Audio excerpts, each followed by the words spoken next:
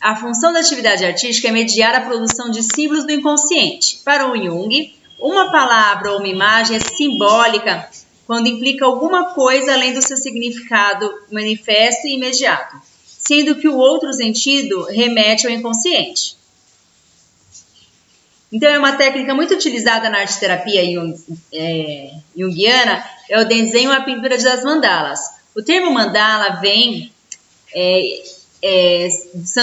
sânscrito, que significa círculo mágico e designa figuras geométricas formadas a partir de um centro ou de um círculo ou de um quadrado, configurando um espaço sagrado. Na teoria do Jung, a mandala é um símbolo do self, ou seja, o que é um self? É uma imagem de você mesmo, representado ao mesmo tempo sobre o centro total da psíquica. A função terapêutica de desenhar as mandalas está ligada à autodescoberta. Então, quando você está desenhando a mandala, você se autodescobre. Você representa, a partir de linhas, cores e formas, a sua energia, a sua organização com o seu mundo interno. E a partir daí pode proporcionar os insights profundos, conduzindo as pessoas à sua jornada rumo à sua self. As mandalas também podem auxiliar em restabelecer o equilíbrio interior perdido. Quando você está muito desequilibrado, as mandalas ajudam a gente a se reorganizar, se reorientar. Essas energias psíquicas que está dentro da gente, ou seja, no nosso centro, que vão fazer com que elas se reorganizem.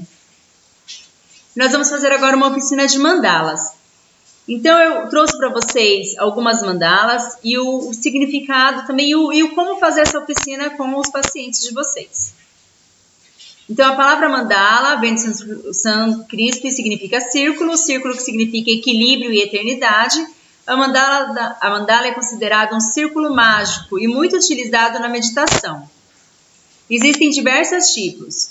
Você já notou no seu dia a dia o desenho da mandala em diversos objetos? Aí nós trouxemos umas flores, umas plantas, às vezes o próprio ralo, né? Parece realmente uma mandala. Então, orientações. Para usar a mandala como instrumento de relaxamento, focalize no centro da configuração, excluindo da sua mente qualquer outro pensamento. Ou seja, você vai pegar a mandala, vai olhar bem no centro dela e vai excluir qualquer outro tipo de pensamento.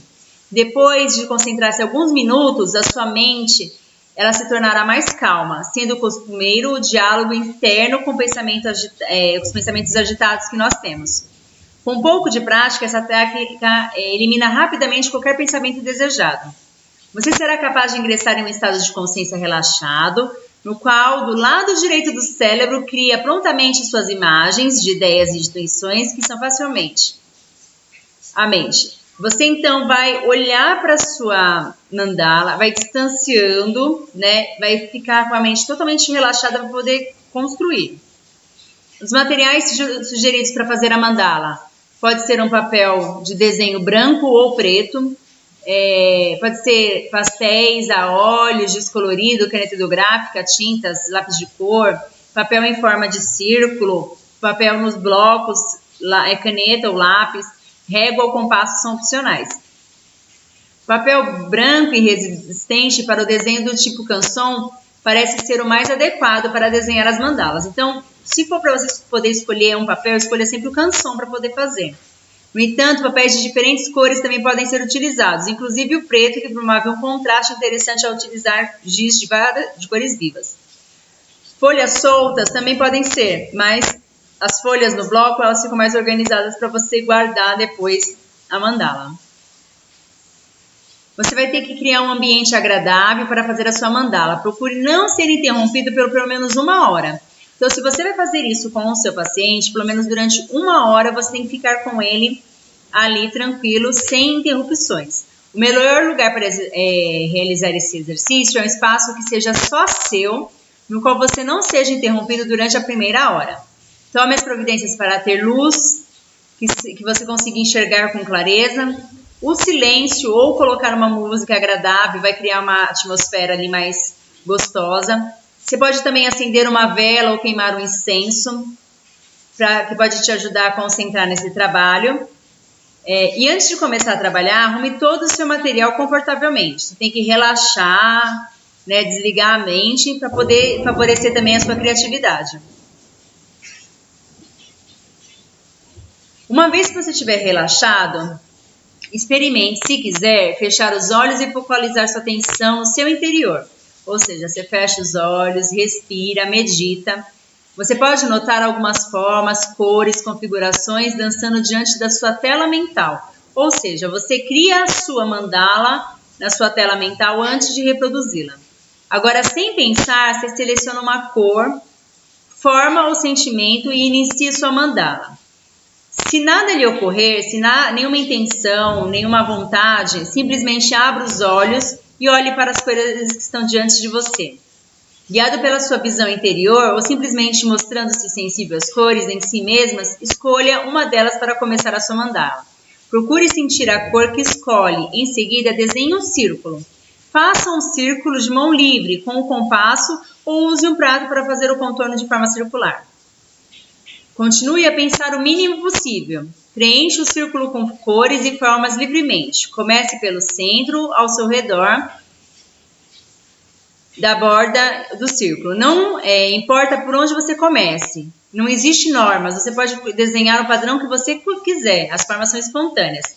Trabalhe até que você sentir que a obra está concluída. Uma vez que você concluir o trabalho, a próxima etapa consiste em identificar a posição da mandala. Para isso, você tem que pegar a mandala, você vai girar para ver onde que é a posição correta que você gostaria de deixá-la. Sempre é bom numerar a mandala ou fazer a data. Se quiser também colocar um título, é muito importante. Uma outra experiência é imaginar que essa mandala já está pronta, ela está no chão da sua sala, por exemplo, e você está andando sobre ela. Então, você andando sobre ela, você vai começar a falar assim, eu me senti bem, eu não me senti, estou estranha, como é que eu estou?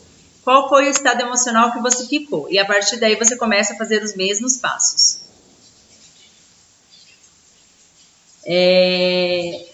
O interessante é sempre você dar o significado para as cores que estão ali. Então, você pode também identificar por que será que você escolheu essas cores.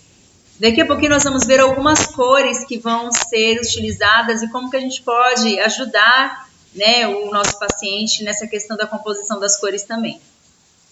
Então, algumas mandalas para colorir, elas apresentam uma linha de contraste maior e desenhos mais simples. Então, eu trouxe para vocês alguns modelos bem simples de mandalas, tá?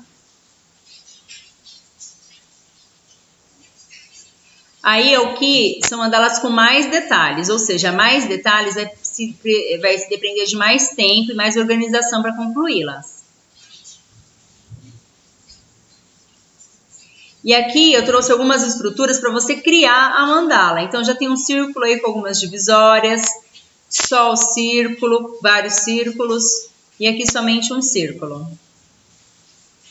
E aí nós também temos que pensar que essas cores que nós vamos utilizar, elas têm significados. Então, quando a gente estiver analisando dos nossos pacientes, é bom sempre a gente entender um pouquinho sobre as cores. Quando você for realizar essa oficina, tente realizá-la sem pensar nas cores e nos significados dela. Depois você volta aqui no slide e veja quais são os significados, tá? Então, nós vamos usar a teoria do Kellogg. Então, para ele, o preto e o rosa junto revela sentimentos negativos sobre a própria pessoa.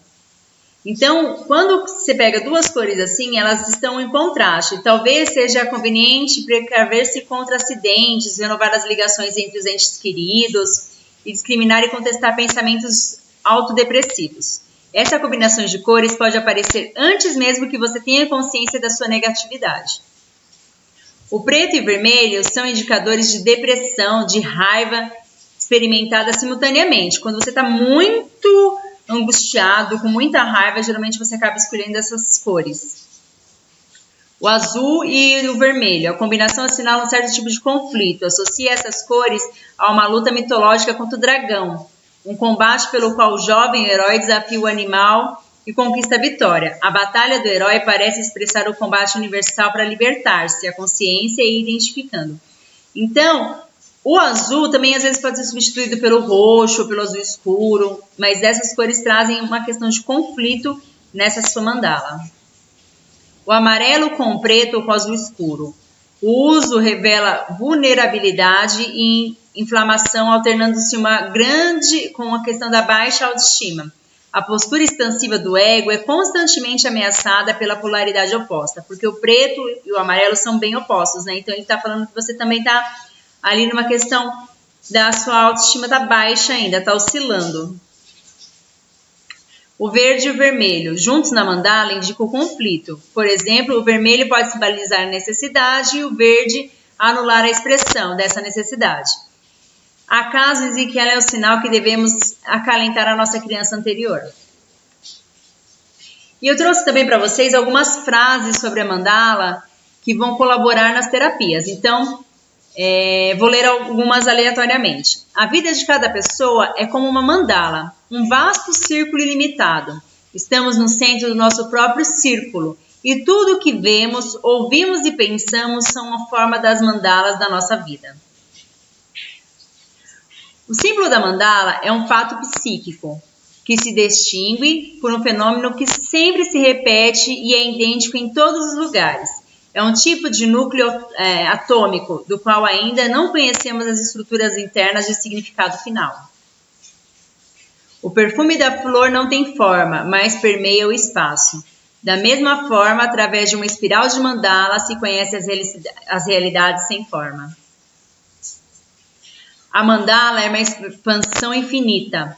Da expansão surge a contração do interior para o exterior, retomando ao centro. O interior e o exterior, o alto e o baixo, a dualidade coexistente simultaneamente.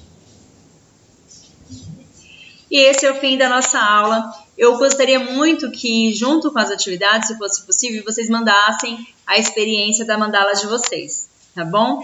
Vocês vão responder também uma questão de múltipla escolha sobre a questão psicológica e a arte-terapia. Espero ter colaborado um pouquinho com as informações de vocês, tá bom? Muito obrigada!